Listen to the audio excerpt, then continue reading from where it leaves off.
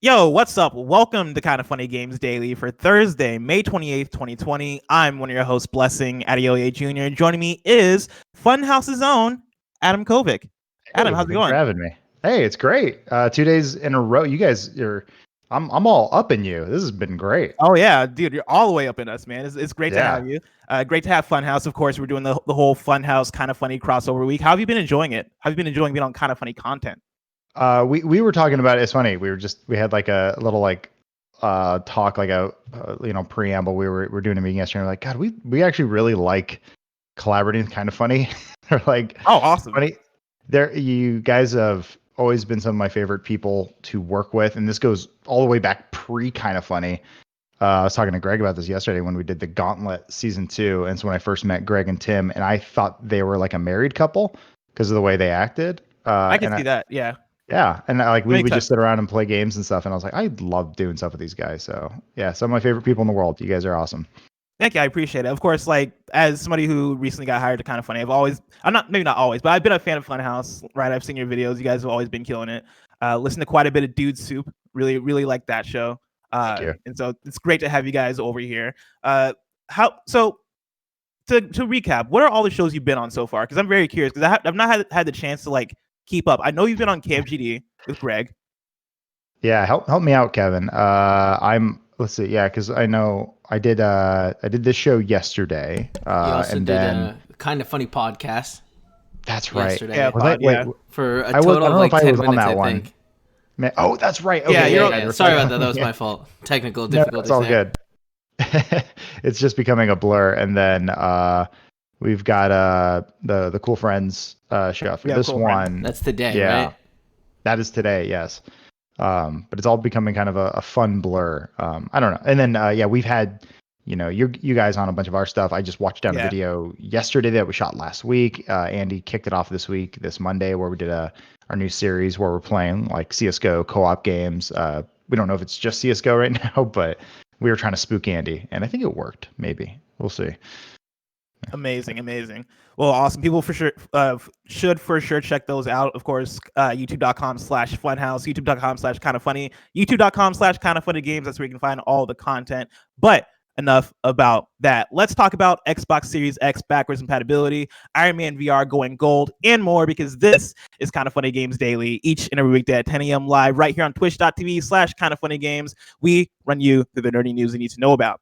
If you're watching live, you can correct us when we get stuff wrong by going to kindafunny.com/you're wrong. If you don't want to watch live, you can watch later on youtube.com/kindoffunnygames, roosterteeth.com, or you can listen later on podcast services around the globe by searching for Kinda Funny Games Daily.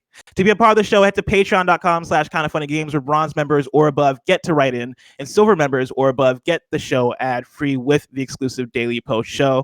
Housekeeping, of course, it's Kinda Funhaus week, like we just talked about. We're doing all sorts of crossover content with our pals at Funhaus, like this episode of KFGD featuring Adam Kovic. To get the full rundown, head over to kindafunny.com/funhouse. Also, we have a huge Predator Hunting Ground stream tomorrow happening at 2 p.m. until 5 p.m. on twitch.tv/kindoffunnygames. We did our first one this week yesterday, and that was only an hour long, but we had a blast.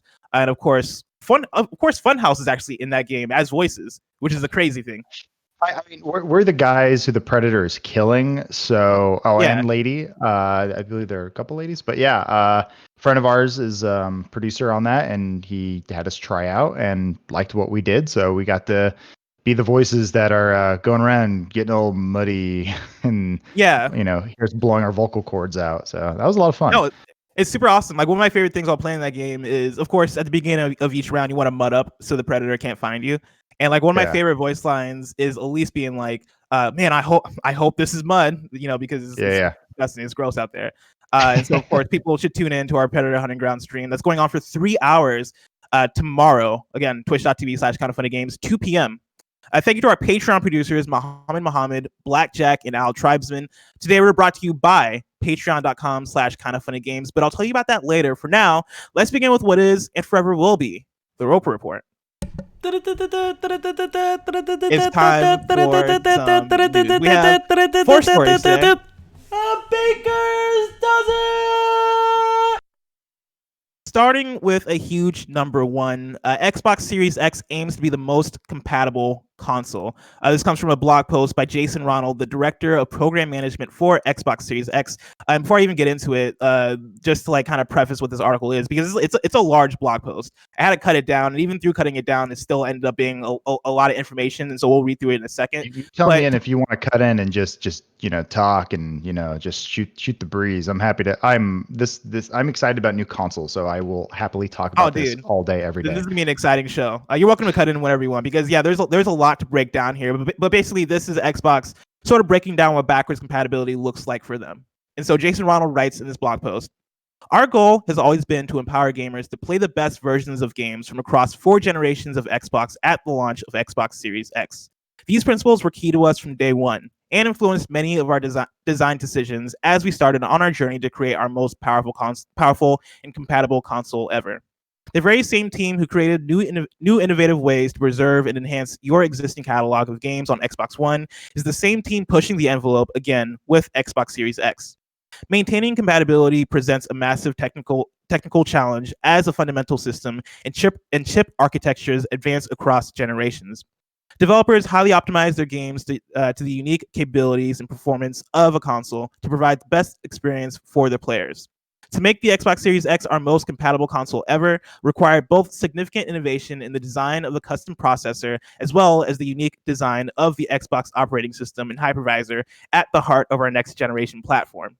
With more than 100,000 hours of playtesting already completed, thousands of games are already playable on Xbox Series X today. From the biggest blockbusters to cult classics and fan favorites. Many of us in Team Xbox play on the Xbox Series X daily as our primary console, and switching between generations is seamless. By the time we launch this holiday, the team will have spent over 200,000 hours ensuring your game library is ready for you to jump in immediately. Not only should gamers be able to play all of these games from the past, but they should play better than ever before. Backwards compatible games run natively on the Xbox Series X hardware, running with the full power of the CPU, GPU, and the SSD. No boost mode, no downclocking. The full power of the Xbox Series X for each and every backward compatible game. This means that all titles run at the peak performance that they were originally designed for, many times even higher performance than the games saw on their original launch platform, resulting in higher and more steady frame rates and rendering at their maximum resolution and visual quality. Backwards compatible titles also see significant reductions in in-game load times from the massive leap in performance from our custom NVMe SSD, which powers the Xbox Velocity architecture. As I play through my personal backlog, and again, this is Jason Ronald talking. As I play through my personal backlog as part of our internal testing, all of the incredible games from Xbox One and earlier play best on Xbox Series X. Also, in partnership with the Xbox Advanced Technology Group, Xbox Series X delivers a new, innovative HDR reconstruction technique, which enables the platform to automatically add HDR support to games. As this technique is handled by the platform itself, it allows us to enable HDR with zero impact to the game's performance, and we can also apply it to Xbox 360 and original Xbox titles developed almost 20 years ago, well before existence of HDR. In addition to the new Quick Resume feature, was designed to not only work with new games, but it can also be enabled for backward compatible titles. All of these advances happen at the platform level and require no additional work from title developers. We're also creating whole new classes of innovations, including the ability to double the frame rate of a select set of titles from 30 FPS to 60 FPS or 60 FPS to 120 FPS. The team also continues to listen to feedback from the community on additional titles you would like to see added to the backward compatibility program. Resurrecting titles from history often presents a complex mix of technical and licensing challenges, but the team is committed to doing everything we can to continue to preserve our collective gaming legacy. Adam, there's a whole lot in there. Yeah, I'm so, as someone who has made a career out of playing old broken games on newer hardware, we do the series demo disc where we take old games and we try to play it on a Windows 10 PC or it used to be Windows 8. And seeing how a lot of games, so many of the physics and other things are tied to the frame rate, I'm really curious to see what that does and how they fix that or don't. I'm curious to see if the HDR how that works with games that didn't have HDR barely, just barely existed in things like the Source engine and stuff back in the day, which is I want to see it to believe it, but I can't wait for people to experience things that we have where like you play the original Hitman and bodies just fly everywhere because your frame rate's way too fast for the game to comprehend. Like, as somebody who likes fighting games, like I know Street Fighter and pretty much every fighting game is designed around frame rate and like how many frames a certain move takes to do, right? I know that changing frame rates up out of nowhere to those games could often break them. And so I'm curious to see like how this works on a game-to-game basis. Like, is this going to be a thing that affects mainly, let's say, third-person action games or first-person games? Because like first-person games and I guess third-person action games also could always kind of benefit from a faster frame rate. I'm curious to see. A lot of these details are awesome to me. Like, we've had an ongoing conversation about backwards compatibility and smart delivery from the sense, and I've always kind of came at it from the sense of like, cool, smart delivery sounds dope, and it is like a dope thing, right? The idea that you can buy a game once and then have it for whatever system that you need it on, like that's a really cool thing. But the details around backwards compatibility have always been interesting to me because like the fact that your backwards compatible games are also going to be able to take advantage of the power of the Xbox Series X, to me that makes backwards compatibility an almost like even more interesting thing. Like I can play old games and like there's not necessarily work being done to, I don't know, let's just say Banjo-Kazooie, because that's the first one that came to my head, right? Like there's not actual work being done to Banjo-Kazooie. Let's say nuts and bolts even, because that's a 360 game. Yeah. But the fact that I can go to it and have quick resume and have maybe a faster FPS and have HDR, like to me that's a really cool thing, and I like the way that they're spelling it out, and I like how clear they're being about it too, because they're saying that like all these features are going to be available for games from launch, right? Like they've tested out thousands of games already. And from launch, like this is going to be a thing that's there and that's going to be available for you to use. Like all that sounds like great news to me. It sounds great. It's always comes down to how is it executed in practice. I'm only saying I'm hesitant. I love all the stuff the Xbox team has been doing, and they're always been they are definitely putting their hearts and souls into it. But there are still issues with the Master Chief Collection, and it's now making its way to Steam and coming out on PC, and that's a lot of stuff that I don't think they can actually fix unless they just actually remake the entire thing. There are certain things that are actually tied to frame rate. So like if you play at a higher frame rate online, you're actually at a disadvantage a lot of the times. If you play at 30 or 60 frames, basically what the game was intended to be played on, you have a better chance of hitting your shots, as I've been told. And I've actually tried it a few times, and it does seem to actually make a difference. If you play with an unlimited frame rate, it actually kind of ruins the game sometimes online. So I think a lot of these things, hopefully they don't impact a lot of these single player games from our collective childhoods, and I think it's really cool that they're going back all 4 generations. That's like I love hearing this stuff. I think it's really cool. As always, I want to see what the execution is and experience it for myself when I play Banjo-Kazooie in HDR, 4K, RTX, all the things. Yeah, that's the thing that I think strikes me as pretty cool from the Xbox side of things, because they announced backwards compatibility as a feature for Xbox One in like 2015, and since then it seems like they've really taken ownership of what that means for their ecosystem. They've gone harder and harder in terms of like making backwards compatibility like a core feature of the Xbox ecosystem in a way that, for them building the Xbox Series X, it seems like from the ground up they've been like, all right, we're making this console, we're making this box to be the most powerful box it can be.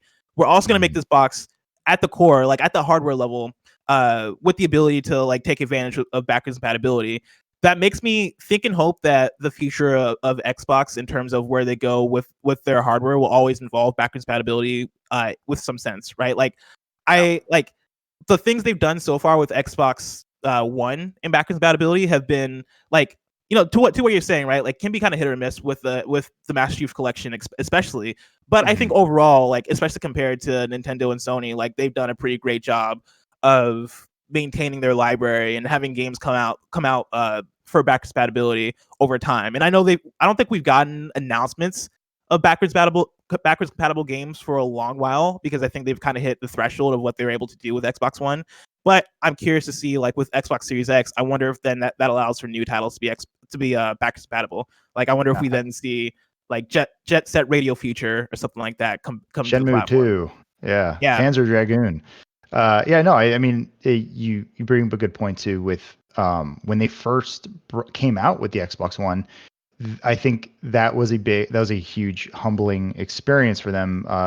Phil Spencer sort of inherited this mess, which when they first, the console, yes, was capable of being backwards compatible and all that stuff, but they were so focused on TV and the future and getting rid of disc and all these things that scared people. And now with Phil Spencer being, I mean, it's not just him, it's him and his team. It's them being a lot more humble and saying, we're going to do the things that are important to us. And we know it's important to, it might just be a few people, but it's important to them, which is preserving, a video game library. And now we're getting a console that is going in with that mindset instead of having to evolve from the thing that we started with, having I have never seen another console with a in and out HDMI port, and something that's basically never been used.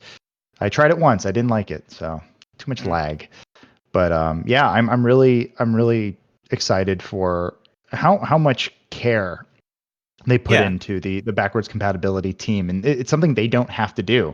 No one's twisting their arm. It is something that in a weird way, I know it's a corporation, but it seems like they're doing out of the goodness of their heart and something they're very passionate about. And I think people will appreciate. I mean, I'm one of them who definitely appreciates just being able to boot up an old game and know that it works. So the Nano Biologist writes in to patreon.com/kindafunnygames, just like you guys can, and says, "Hi, Bless and Adam. We got some information regarding the Series X, and oh my god, it sounds too good to be true. Every game available on the One is available on the Series X, improved with better frame rate, HDR support, and quick start, basically remastering them without the work from the developer and only through hardware. So, do you think a feature like this, where all games run better on the Series X at launch and not just Series X games, will make the console a day one buy for many, many more people? Keep in mind that all Series X games will be available on the One for at least a year after launch of the new console. How about for yourselves, particularly you, Adam? Does this new feature, where all games run in a way better state, entice you to pick up a Series X day one or during the first couple months of launch? And then how can the PS5, who previously said that they will have thousands of PS4 games be backwards compatible enabled throughout the life cycle of the PS5, counter this when they run their backwards compatibility through a service? Thanks, the Nano Biologist. So there's a lot of questions packed in here, but to bring it back to the first question that Nano Biologist asked, right? Will this make the console a day one buy for many, many more people? I think this is an exciting piece of hardware, not only from the internals but also from a design aesthetic. They're doing something different, which is kind of strange to see Microsoft doing, to kind of take a big swing like this. And granted, it is another black box. It's a square, it's like most technology that we have. All my consoles kind of more or less look the same, unless you have a Gears of War themed one or a God of War themed one, a GAO, whichever GAO you want. But it yes, it is definitely a day one buy for me, but also I'm in this industry where I'm a huge enthusiast of this sort of stuff. I bought a PS4, Switch, and Xbox One, launch edition. This is stuff, even if I wasn't in this industry, I'd probably still be excited about this stuff. I love new tech. I love trying out new things. I don't like pigeonholing myself into one place. This is coming from someone who is mostly PC these days, but it's what I'm really excited about is that it's all sort of converging into, it's just almost convenience factor. Like, the Series X seems to be something that's like, it's very much living room focus. And then their attitude seems to be, if you want to play a PC game, go play it on your PC if you have that option. But if you want to chill out, play in your living room, Series X is good for that. And you can just continue on and ideally have a similar experience, but obviously not from a controls perspective. So doing those sorts of things is really exciting. What's that? Did you activate Siri as you were talking? Is that what happened? It was, as talking as someone who's a tech enthusiast, it was either a Google Home, a Siri Watch, or a Samsung Assistant somewhere. That's amazing. I am the worst. I apologize. No, it's totally fine. I mean, we're saying Siri like a billion times as we're talking about Series X, and so it's bound to happen. In fact, I'm sure people. Right. That's what's doing it, right? Yeah, When we keep saying Series X. I'm sure people who are listening to this podcast on speaker are having the similar issue of like, Siri, fucking shut up, just stop, please. You're ruining this for me. Yeah. But what about you? Like, is this day one buy for you? I mean, I'm in the same boat as you of like, we're both involved in video games. We both love video games. We're both like, we both want the new and great thing that's coming out. And so, yeah, like the Xbox Series X is likely going to be a day one or like a launch period purchase for me. That said, like to the details that they talked about here, and especially the statement that Jason had at the beginning of his blog post here, right, where he's talking about like the Xbox Series X has become the box for people that are working at Microsoft and that are playtesting it, because it's able to run all the games from all the other boxes and have all those features available for you.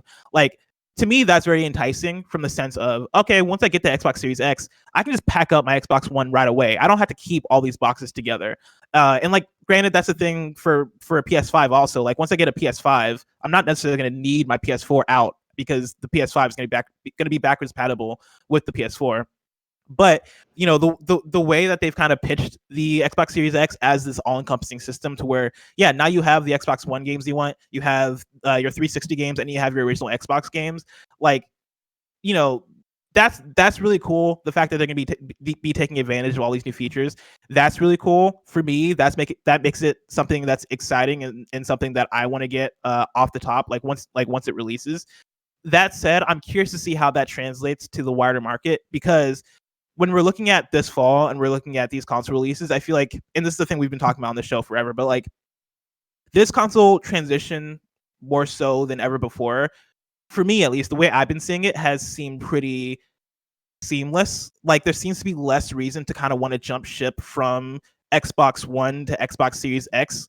If you look at the game side of things, like the features, cool. Like, the fact that you can double your frame rate on your games, awesome. The fact that you can get HDR on your old games, awesome. The fact that it's gonna be super powerful, like, that's great. That said, if I wanted to play Halo Infinite, like, I can still play Halo Infinite on my Xbox One. I'm sure Hellblade 2 Senua's Saga is gonna be out on Xbox One also. Like, the games that I want, at least within the first year, are gonna be on Xbox One. Granted, I'm sure there's gonna be some third-party games that are next-gen exclusive that might be enticing, but I think that's going to be one of those things where the wider market kind of weighs it and goes like, all right, cool. Like, all this stuff sounds awesome, but I can wait to get this. Like, I can wait a year or so before I get this. And I don't think that's necessarily even going to be a problem, because I don't think Microsoft is obviously trying to sell the Xbox Series X to as many people as possible. But I think for them, like, as long as they get people in the ecosystem, that's all that matters. And so, like, if you're playing on your Xbox One, as long as you're playing Halo Infinite, or you're playing like an Xbox game, or you're playing a Game Pass game, or you're playing a game in general on your Xbox One,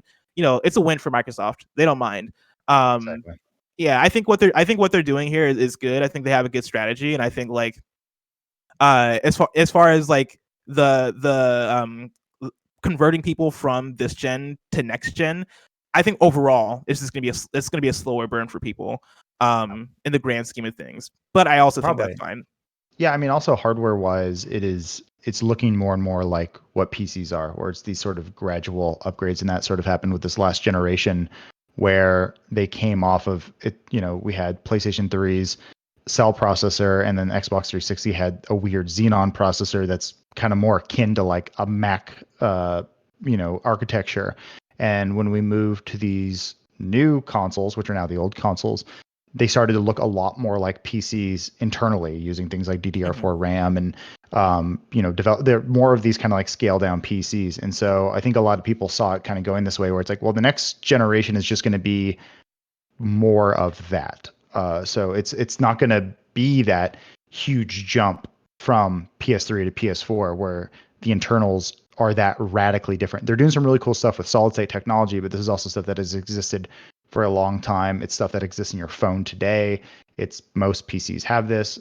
It also, obviously there's different variations that you can use with that, but it is some really exciting tech that I think most people probably aren't really aware of, and they're going to have I think it's going to be really exciting for people when they can, boot up a game, seeing what the stuff like Sony's been doing, where they're showing Spider-Man load in like, 2 seconds. Yeah. That's really cool. That's fun stuff. I think people are really going to enjoy that. But I think for the everyday tech enthusiasts like ourselves, we're gonna go, oh, that's cool. Yeah, okay. I've seen this stuff before, and I'm glad now it's making our way into our everyday, sort of console architecture. Yeah, no, for sure. And then to this last part of the Nano Biologist question, right? Like, how can the PS5, who previously said that they will have thousands of PS4 games, be backwards compatible enabled throughout the life cycle of the PS5? How can they counter this when they run their backwards compatibility through a service? So the way I've always read PS5 backwards compatibility is like, from the Sony side of things, I think they just jumbled up the messaging in a way that made it confusing. But I think they'll be just fine as far as like what the PS4 backwards compatibility will be. Like, from all the things that Xbox has said, as far as like quick resume and HDR and all that stuff, like Mark Cerny in that talk that he did that was supposed to be at GDC but ended up not being at GDC, and so he was doing it in front of like a bunch of like black silhouettes.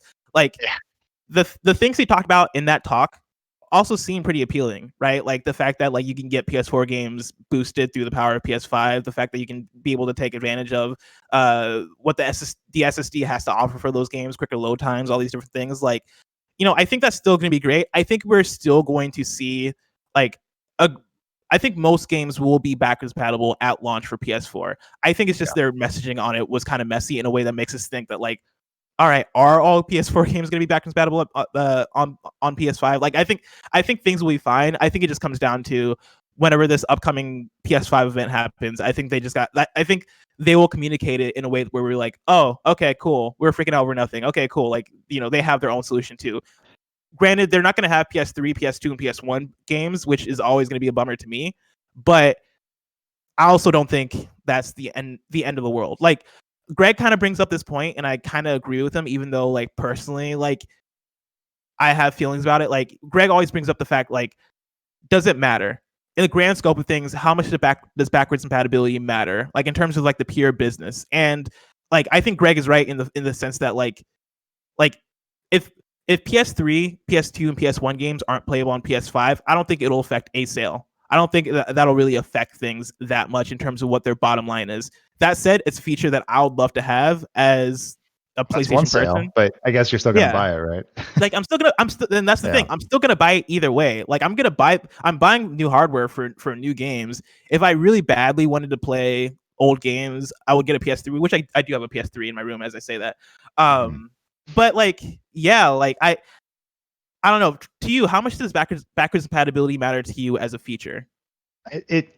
It's the thing that I don't miss until I want it.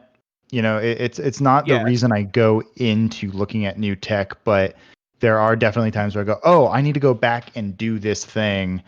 And then obviously you can't, or you have to use a service like PS Now, which is subpar, in my opinion, of, playing games on a server somewhere that's been, going through a Gaikai server on live, whatever that is. I'm just not a fan of the cloud style of doing it. I understand that's a Band-Aid. It's a $700 million Band-Aid that they're trying to put onto things. But what I like more for me is when they say, no, those games play 1-to-1. In fact, they play better because we're actually the hardware supporting it, as opposed to no, you play in a cloud, because it sounds like you're being talked down to, essentially saying you can't even notice. It's like, I can notice microseconds of lag, and if it's there, it's going to affect my enjoyment of something. But yeah, for going in with something new, it's not something I'm looking at and saying you need to support these old things, but it is always like a pleasantry. It is a plus. It's like, oh, cool. It's an add-on that I don't necessarily need, but it is one that I appreciate.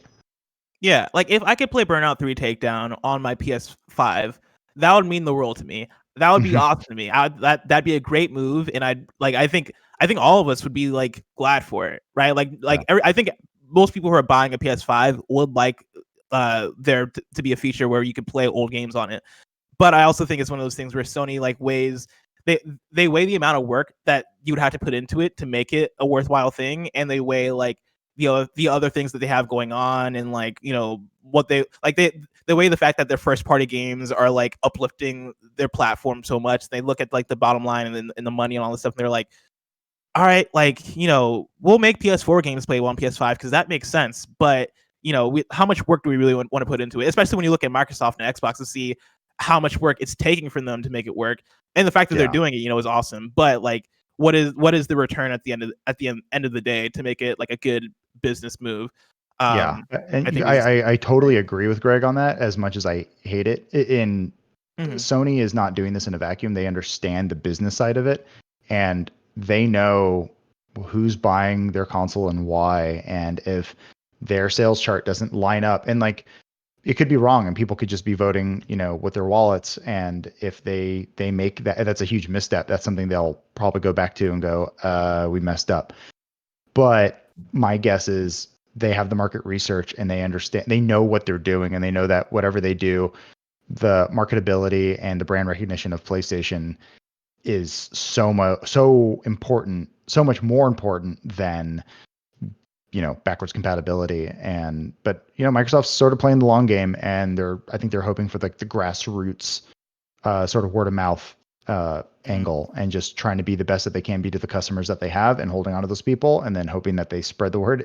It's strange because in this situation, Microsoft is the trillionaire giant that basically has unlimited funds, and Sony is the one that needs to be a bit more nimble. They're still a big company, but they're not as big as Microsoft.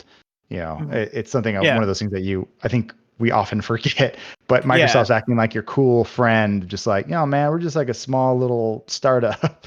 Like, you're not. You're so rich. Yeah. But, yeah. I guess they can afford to have that attitude. Speaking of PlayStation, story number 2, Iron Man VR has gone gold. This comes from @Camouflage, the developer on Twitter, who they tweet, after years of hard work, we are proud to announce that Marvel's Iron Man VR has officially gone gold. We can't wait for everyone to #suit up when the game releases exclusively for PlayStation VR on July 3rd. Well, dang it. I don't have a PlayStation VR. Oh, snap. Oh, no. Were you looking forward to Iron Man VR? Did you have any interest in the game? Yeah, I'm always interested in fun VR stuff. And the Marvel, there was that one canceled. This is I don't know if anyone's gonna remember this. There was a canceled THQ Avengers game that was in all first person. I think it was a Kinect game. Oh, yeah. Yeah. I think it might have been a Wii game. I think. Or I remember. It was definitely motion control in some shape or form. And I always thought that would be kind of cool. And then if you're familiar with The Void, if you've done that, the VR like arcade kind of thing, it's like an escape room type VR thing. There is an Iron Man experience I never got to try, and so I'm wondering if this is something similar to that. But yeah, no, for sure, dude. Who doesn't want to be Iron Man? That sounds awesome. Now, can I sell you on PSVR since you said you don't have VR? First of all, do you have a PlayStation? Yeah, I have a PS4. It's okay, right good. Over here. Yeah. I was scared. I thought I had to like kick you off the show in a second. And have I also Kevin play Final Fantasy VII remake. Come on. Oh, yeah. Of course, good man.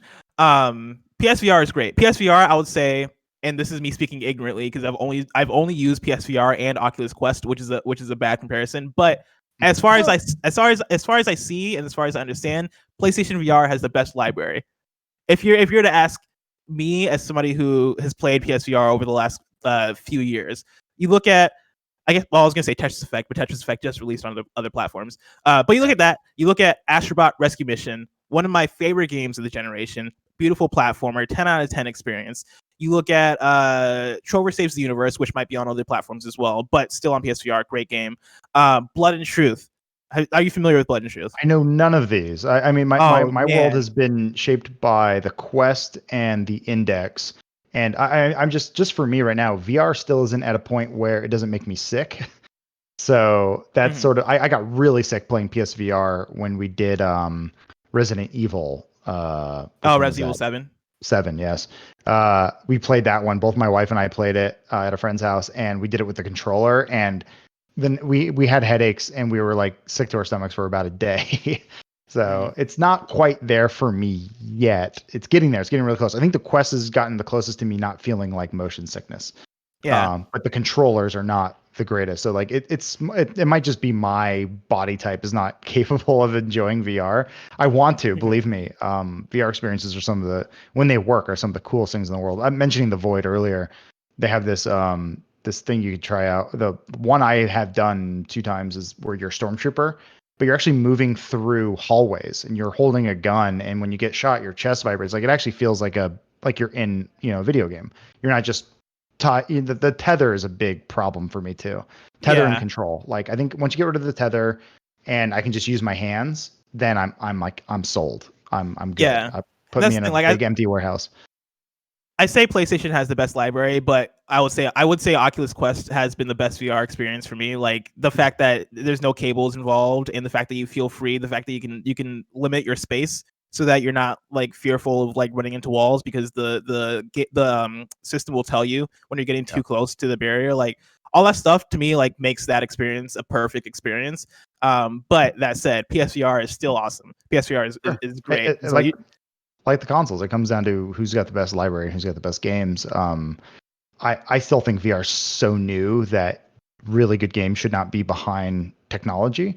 But that was Sony's play, and the fact that I was never expecting PlayStation to get into the VR game, but the fact that they did, and people seem pretty, positive about it, and it's affordable, I think is great. I just like the idea that the technology is being pushed forward in innovative ways, and people didn't drop it like they did in the past, where VR is not, it's not really new. It happened 20 years ago or whatever, but it was just a giant TV on your head. But now it's like the Oculus was bought by Facebook, and my fear was they were just going to go, oh, this is a fad, it's not going anywhere. I'm happy to see that they're still iterating and there's stuff coming out, and that there could potentially still be a business, or there is a market for this technology, because it is the future. It is where we're going. Even if it's VR or AR or some combination of the two, or something new that we haven't discovered. Immersion is definitely the future of all entertainment. I'm curious to see how much of the future it is, though, because like the more and more I play VR and try it out, the games that I've loved for VR have always been novel experiences, and experiences where I'm like, man, I couldn't get this anywhere else. Like, when I think of Astrobot, I'm like, this is an experience I couldn't get anywhere else. Same with Beat Saber. Same with like quite a few other VR games. Like Blood and Truth felt like a one of a kind experience for PSVR. Because like these are games that all take advantage of that the system in very unique ways, in ways that like felt cool and felt new and felt fresh.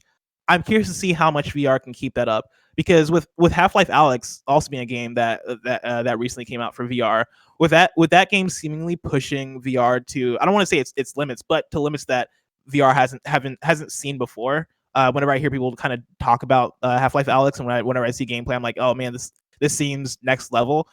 I'm curious to see whether VR ends up as a thing to where like now we look at it as side by side with traditional gaming, or if it's still like, if it ends up in the far future as like just a niche still, because right now it's definitely a niche, but it's a niche with potential. I think VR can go places because of how cool it is, but I'm curious if it actually ends up like bigger than it is currently. I think one of the follies is looking at it in its current state. What we're looking at is a alpha or a beta of what it could be. And so it's like it's for the next generation, for people to think bigger, what if. And I mean, my dream situation is you go into a padded facility like a Sky Zone or something like that, and you just put on some glasses, and all of a sudden you're transported into a jungle or old medieval times, and you have foam swords, and it's like it's LARPing on a next level. And it's like, how do you do that? How do we get there where it becomes an actual immersion? It becomes this thing. And like, obviously it's science fiction, but it feels like it's getting closer in those iterations. And someone's going to figure it out. They're going to figure out what that technology is. And I don't know what it is, but I'm staying hopeful for it, and that realizing that we're just getting sort of the early glimpses of what it is. Cause no one wants to carry a computer on their back right now. And being tethered and all this stuff, like people are going to look back at this and go, oh my God, that's so positively medieval what you did. just to get a glimpse of what the future could be. So this stuff always excites me. No. Story number 3, Apex Legends Season 5 is let me say it again. Apex Legends Season 5 off to the best start of any season to date. This comes from a press release released by EA. And they write, Respawn today announced that Apex Legends Season 5, Fortune's Favor, has quickly become the best start of any season to date. More new players are coming into the game, and along with returning fans, it has driven the highest player retention for a season launch, with players playing for longer periods of time per day than ever before. As new seasons of the game's story unfolds in Season 5, the community's connection to the lore and legends is growing stronger as well. Apex Legends Season 5 trailers earned more than 47 million views to date, the most ever for Apex Legends season launch trailers. Apex Legends sets itself apart from other Battle Royale games through its lore and its legends. Respawn continues to inject storylines and content into each season. From online and in-game teases to the quote, stories of the Outlands trailers and all new quests in Season 5, the development team based in Los Angeles and Vancouver seeks to deliver something truly unique and pushes themselves to try something new as they evolve the game's narrative. Adam, do you play Apex at all? I did when it first came out. I've been a little lukewarm on it, but I have been sort of meaning to get into it. Battle Royale stress me out. That game type. Mess a little around with Modern Warfare's Warzone mode, but just for some reason I was always raised to be around a respawn. Respawns have been part of my life for so long that the whole like you have one life is always very stressful. I like Apex's system. That other people eventually ripped off, which is great. Being able to revive people, I think that makes it a lot more sustainable. But it is a game that I think is really well done. But I don't know, it's not crazy for me. I don't know. Are you a fan? Is this one of your? Dude, games? I'm a huge fan. I've been playing Season 5 like crazy, which is actually the reason I included this new story. Because like for me, as somebody who's been, like, because like to what you're saying, actually, like I'm 100% with you as far as battle royales go. Like when PUBG first came out, I remember feeling super stressed while playing that game. One, because like that game originally didn't run that well. It ran like shit when it first came out. But then also like that feeling of being alone and only having one life and like playing 20 minutes of a match and then dying after getting no kill felt super discouraging to me, and I didn't really like that.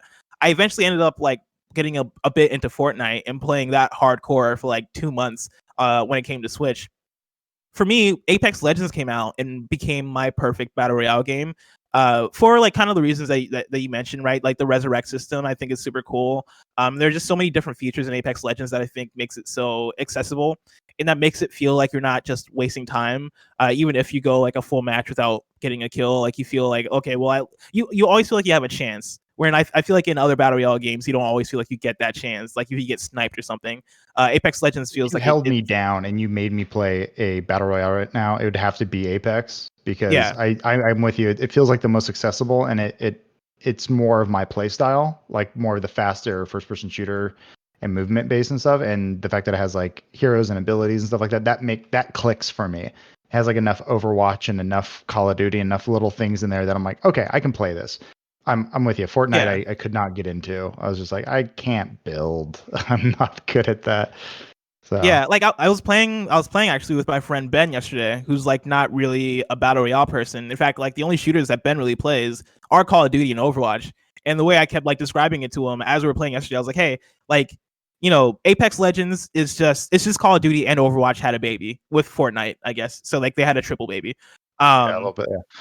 Yeah, and like it's just that, right? Like it has the hero system from Overwatch. It has like Call of Duty's sense of like first person shooting, right? Like it has a similar kind of control and feel to that. But like overall, like it's still like the successful battle royale game that works. And yeah, to the Season 5 thing, right? Like they're seeing the most success with Season 5, and for me as somebody who's been playing Season 5 nonstop, I don't know what the secret sauce was. I think for me it was the new character. The new character is fantastic. The new character Loba is like my new main. Her ability to like teleport, is super useful. As somebody who also mains Reaper in Overwatch, like that translated super well for me. But then like that stuff is cool. The map rotation is awesome. The challenges have been great. And then like they've added new story elements which also have been interesting. Like they've been finding a groove with Apex Legends that for me like speaks to like this game being a long-term thing. Like I don't think Apex Legends is going away anytime soon. It's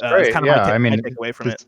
I think I'm glad now that the dust has sort of settled that people have found their game, and I've been rooting for Respawn since that studio was formed. I'm like, come on, please. And I was worried that with 2 Titanfalls that were not quite the biggest hits that I think people were expecting to be, the next Call of Duty, that their existence was somewhat in jeopardy. And then EA did the whole buyout, and then we got an amazing Star Wars game, and now we have a battle royale that seems to have found its place in the world. I'm really excited for them. The fact that they just opened up that Vancouver studio is great too. It's like, cool, they're expanding.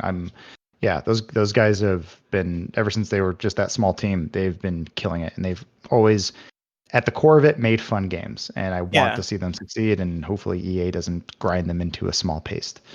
Like for 100%. Like that's like actually the big real fear that like you could have with it is that them being owned by EA is always going to be kind of like okay, let's see how this goes. But Respawn has had an amazing track record, ever since Titanfall 2, and I guess you could say Titanfall 1 if you're a person that loved Titanfall 1. But like ever since they were founded, let me just say that they've had a really great track record of games. And so like the fact that the Vancouver studio opened up that is focused on Apex Legends, it makes me think like about what the future of this game is going to be, because it's only going to go up from here, especially with them founding a new studio that is focused on the game, that will be able to focus and make content for that game. I'm very curious to see what the future of it holds. And then if it leads to more Titanfalls, I'll be very happy. I don't know if it's going to happen, but fingers crossed. Fingers crossed. And then our last story number 4, your PS Plus games have been revealed for what's next month, June. This is from the PS blog, where they write, PS Plus members face a tough question this month. Do you prefer your action to be down to earth or in a galaxy far, far away? If the former, Sledgehammer Games invites you back to the dramatic backdrop of World War II as the Call of Duty series returns to its roots. If the latter, join huge Star Wars battles across 3 eras and rebel against the Empire or crush the Resistance in Star Wars Battlefront 2. Whether you want to be the hero, villain, or an elite trooper, there's a Star Wars battle fantasy for everyone. Regardless of your choice, regardless of what choice you make, buckle up. Both boast explosive story-driven campaigns and thrilling multiplayer modes to lose yourself in. And so there you go. Whether you're a fan of Call of Duty or a fan of Star Wars Battlefront, there's something for you next month on PS Plus. Cool. Yeah. Do you play either of these games? Are you a fan of either of them? I have played them. Definitely way more Star Wars than Call of Duty World War II. I was following a lot of the changes they were making to Battlefront 2, and I think for the better. It ended up getting, once they kind of got all the Clone Wars stuff in there, and they were doing those the Supremacy mode, I believe it was called. I could be totally butchering that. It's been a little while since I played, but number 1, gorgeous game. And number 2, get to play as clones. So that was really cool. Fighting on Geonosis and stuff like that. Some of the heroes felt either overpowered or underpowered, depending on who, it's the Overwatch situation. All the heroes are overpowered and they all suck. But man, I wish I had more time to play that game, because it took a while to get to that point of where they sort of iterated on it. But every time I played it, I had a good time. It was a lot of fun. It felt a little grindy. That was sort of my issue. I've been hearing a lot of great things about it lately. I know when it launched, it had all of those issues of loot boxes and microtransactions, and that was the game that really made that conversation kind of explode in a way where that took over the discourse forever. And so for me, I love the PS2 Battlefront games. I tried out Battlefront 1, the new Battlefront 1 on PS4 when that came out, and I was just like, all right, this looks beautiful. It's Star Wars, but for some reason it's not clicking with me the way I want it to. And I didn't even give Star Wars Battlefront 2 a shot after that came out, because of all the things that were happening around it. And so $5 are free now. So the fact that it's coming to PS Plus. The fact that it's coming to PS Plus, I think, is the coolest thing ever, because that means that I get to actually try it out in the state that it's in, which if what people are saying is correct, it's in a way better state. And so I'm really excited about that. And I think that gives so many people the same opportunity to try it out. It has the closest thing to a mode that was in Battlefield 2142, I believe, which I think maybe that was Commander mode or Supreme. What is that called? I'm blanking on this, but that it was the futuristic one where you had to launch in these pods and get on top of a spaceship and get into the spaceship, and it was just these different levels and of where you go from the surface to the air, and they actually have that in Battlefront 2, and it's kind of exciting. It is a constant tug of war where you're fighting on the ground, you're fighting up in space, and then you come back down, and it's pretty cool. I think it's worth trying out. When do you think Star Wars gets a Battle Royale game, coming off of our last two conversations? Like, I'm surprised there's not been like a big Battle Royale mode announced for Battlefront yet. I don't know. I think Unless there is, and I Disney's just still don't kind of realize. figured out. Maybe I'm sure someone play tested it, but that'd be pretty awesome. You just throw a bunch of clones, you throw them in there, Yeah. and it's Boba Fett or Jango Fett being like, "Fight for my love," or like, this could be like a testing ground where they're like trying out to see who the best clones were, who the strongest will survive, and they join the elite clone army or something like that. I'm just making stuff up. Hey, Disney, if you're listening, make that, please. Yeah, make these that. are gold dice. Hey, dice, what's up, man? I'm willing to take money. Seriously. You can pay me. I'll come through. Let us know. Adam, I'm really excited to see when the Star Wars Battle Royale game gets made, but that's probably so far away. If I wanted to know what's coming out to Mom and Grop shops today, where would I look? Oh, well, the official list of upcoming software across each and every platform is as listed by the Kinda Funny Games daily show hosts each and every weekday. You caught me off guard. I should have been faster. Yeah. Yeah, it'll always catch you off guard. Out today, we have Synaptic Drive for Switch and PC, Umihara Kawase Fresh for PC, Umihara Kawase Bazooka for PC, Bug Fables, The Everlasting Sapling for PS4 and Switch, Those Who Remain for PS4, Xbox One, and PC, Atomic Crops for PS4, Xbox One, Switch, and PC, Resolution for Switch, PC, and Mac, Dungeon Defenders Awakened for PC, The Game Paradise Cruise and Mix Special for Switch, Sega Ages Thunder Force AC for Switch, Shantae and the Seven Sirens for PS4, Xbox One, Switch, and PC, Hill Climbing Mania for Switch, F-117A Stealth Fighter for Switch, Let's Sing 2020 for Switch and PS4, Fly Punch Boom for Switch and PC, Turmoil for Switch, Hotel R&R for PSVR. Interesting. I think we read about that on PSLW XOXO. I might check that out. Nerve for PC, King Sim for PC, Astroload Free Miners for PC, Polybridge 2 for PC and Mac, Skyhill Black Mist for PC, Steampunk Tower 2 is out now for iOS, and then Rhythm Fighter is out now for PC and Mac. And then Amyad Fredman writes in to patreon.com/kindoffunnygames and says, I wanted to suggest an addition for out today. Airway X on the App Store has a new COVID-19 module out today.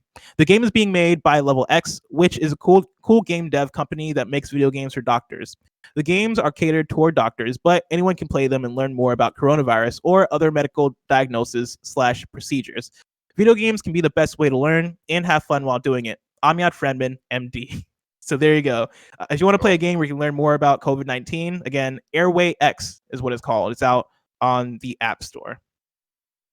And then new dates, virtual reality first-person horror game Dreamback VR is coming out June 10th on Steam. Final Fantasy Crystal Chronicles Remastered Edition is launching on August 27th. And then Blair Witch is coming to Switch on June 25th. And the deals of the day for you, Borderlands The Handsome Collection is now free on Epic Games Store through June 4th at 11 a.m. Eastern. Damn. Now it's time for reader mail. You can write into patreon.com/kindoffunnygames where you can get the show ad-free. And speaking of ads, this episode of Kinda Funny Games Daily is brought to you by patreon.com/kindoffunnygames.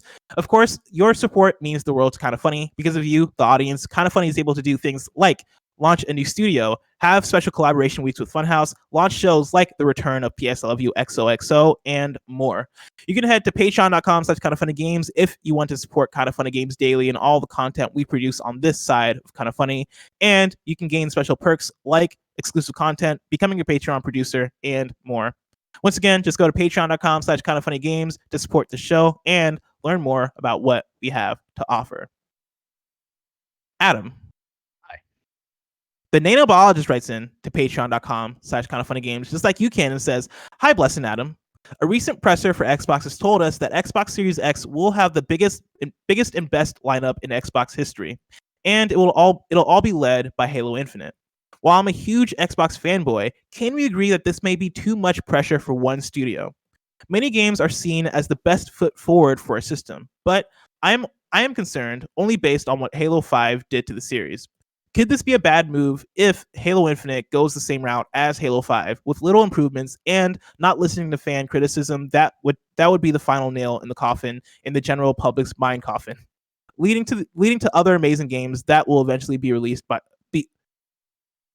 leading to other amazing games that will eventually be released be overshadowed by Infinite's renown? Or am I worrying for nothing as we go into the next generation because Phil Spencer has had very little mishaps/missteps so far and knows what he's doing?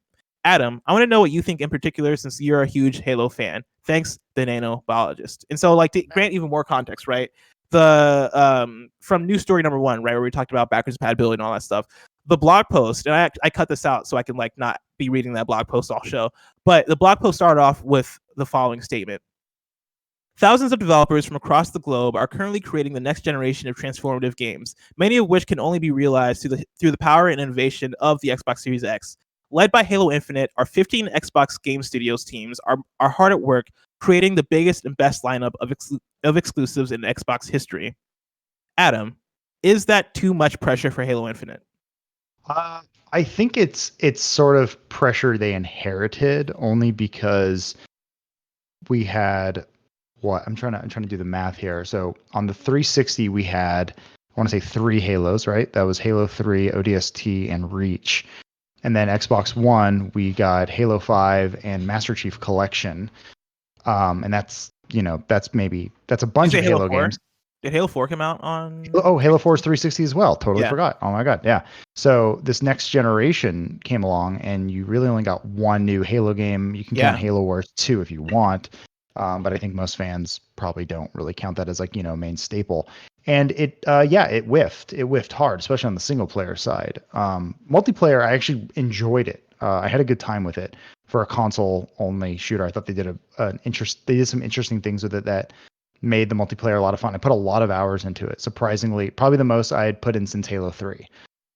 So that to me, what happened was they were starting Halo 5, and it basically the dev cycle became so long that it made that transition into a launch title, kind of like Zelda does from time to time, where you go, we need a system seller, so that at some point the talk came about, okay, well, this is going to be a Series X launch because we need this thing, we need something for it. So it's inheriting this pressure essentially because they had an entire console generation to make one game, and they were working on a second one, and my guess is they've gone back to the drawing board multiple times because they're trying to figure out what makes Halo, and that's really hard. And I talked to Greg about this before, but we're saying how studios need to have that id Software moment where you are a bunch of people who are inheriting this franchise. In this case, it's 343, getting it from Bungie, and figuring out what at the core makes the game special, but then also what can they do to make it their own. And fingers crossed they figured it out. Looks like they're going back to sort of a Halo 1 aesthetic, and it looks sort of like they're doing a soft reboot of the whole thing, which I'm at this point kind of fine with. Not a big deal. I think you probably need to just start over. There's just so much stuff right now. It's like, let's just go back to the simplicity of what makes Halo, special to the majority of the people who play the games, not the people who read the books and deep dive into the lore, which I was one of those people for the longest time. But I think I'm just looking forward to a really good single player Halo experience, and I hope it delivers on that. Do you think this is the thing we've been talking about in Kinda Funny over the last few months as we've been kind of predicting the next generation?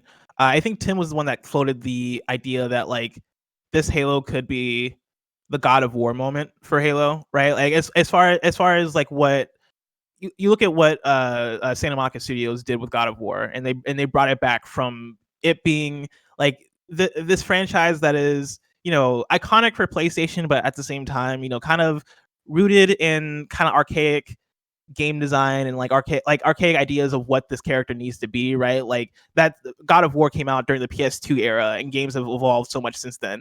And so when you got the new God of War 2018, that game came out and redefined what the franchise was, and really like brought it back to the forefront of what we see that video game franchise being, right? Like God of War is now back as like, oh yeah, this is one of the great gaming franchises of this generation now. Do you think it's possible for Halo Infinite to be that, or do you think that expectation is just way too much? Well, I mean, right now it's Schrodinger's chief. It could be the best thing in the world, or it could be the worst thing in the world. We don't know yet until we open the box. I'm hopeful. I'm hoping that Halo 4 and Halo 5 and Master Chief Collection have rallied the studio 343 and Microsoft to say we need to make this a hit. And enough time has gone by now that I think Halo is nostalgic, which is crazy to think about. It is it is a 20-year-old franchise. It's crazy. Yep. But I think it's the beacon a lot of people are looking at. I think the God of War comparison is great. And God of War had a different problem where it was cemented in sort of this different time period, and then it evolved, and the character along with it, and it only really had like one kind of whiff with Ascension, which was just kind of okay, and it wasn't really their game. God of War 3 is still one of the greatest action games of all time. Halo has just been it's almost been a joke at this point. It's trying to copy the other franchises that it's basically become popular because of the road it paved for them. So I think it's time that Halo comes back and makes a name for itself and has its God of War moment. Fingers crossed. I really hope it does. I hope they figured out what that was, and it's just not another Destiny clone or Doom clone or whatever it is. I want them to find the thing that makes Halo special again. So, I agree. Fingers crossed. Yeah. Now it's time. Crossed very hard. Now it's time to squad up. RobbyRob writes in to patreon.com/kindafunnygames with a PS4 squad up and says, "Hey KFBFs, it's time to complete my friends list with my last device, and that is the PlayStation 4. I've only recently got it, but have PS Now and PS Plus. I need some help earning some platinum trophies, and of course, people to chat with after long days at the post office. Keep staying awesome, every single one of you. RobbyRob, your community postman." So if you want to play some games with RobbyRob, who apparently works at the post office, you can add him at RobbyRobPlays on PSN. So there you go. Earn him some platinum. Robbie. Thank you for working hard in these crazy times, man. These crazy times. Essential workers, man. You got to love them. They're great. Doing God's work out there. Now it's time for kindafunny.com/you're wrong, where you write in, let us know what we got wrong as we got it wrong. The Nano Biologist writes in and says, the Avengers game, or the Avengers was the game that Adam was thinking of. It was supposed to come out on PS3, 360, Wii U, and Windows, and was set to release in 2012. Dude, I remember seeing gameplay of that game and being like, what the fuck, man? This seems crazy. Like, whatever this is, I don't know how to feel about it. I didn't necessarily feel awesome about it. It's so weird. Like first person, it was like a fighting game, kind of, right? I don't know. It was weird. Yeah, something like that. No. I'm thinking of a different one, because there are a couple. It's all kind of flooding back to me now. There was one that was a fighting game that was a Wii specific one that I was thinking about. The one you're thinking about, I know what you're talking about, which was the first person game. It wasn't a fighting game. I know what you're talking about. I mean, it was like an action adventure game, but if you can just look it up on Google, there's THQ's canceled Avengers game, and it's just all this weird first person footage. It's all like kind of proof of concept, or maybe it's gameplay. But yeah, you're flying around as Iron Man, putting your hands up, using your Kinect, that thing. Oh, not gonna miss it. Nano Biologist writes in with breaking news: The Witcher series has officially sold 50 million units. So there you go. Congratulations to The Witcher. Tommy Boy says Leviathan mode is the game mode from Battlefield 2142.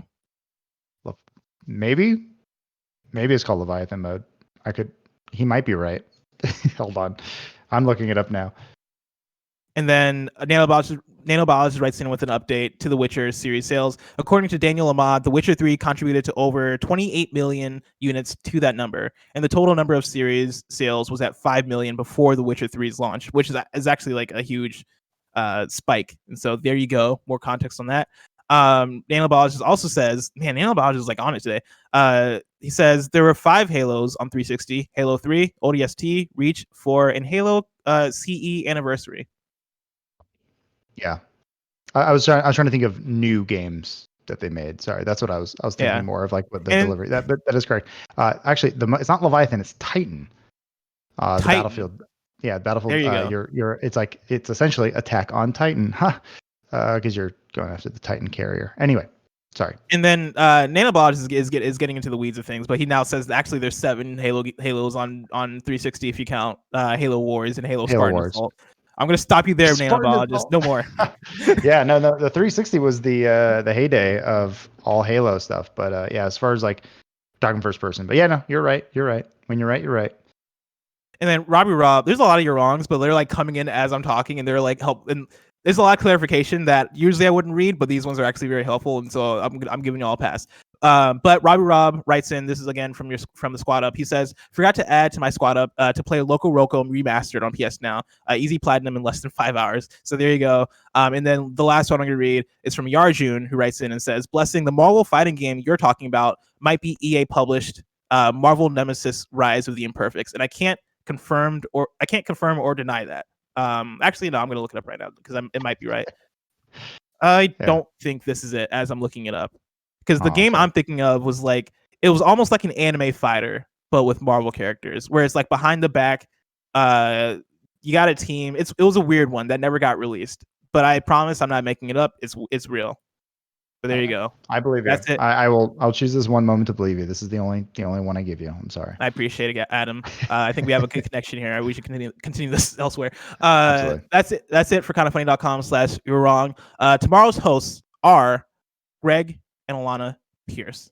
So stay tuned for that. Of course, this has been Kinda Funny Games Daily, each and every weekday at 10 a.m. live right here on twitch.tv/KindaFunnyGames. We run you through the nerdy news you need to know about. We have a Patreon post show for those that are subbed at the silver level of patreon.com/KindaFunnyGames. So stick around for that. Otherwise, until next time, it's been our pleasure to serve you.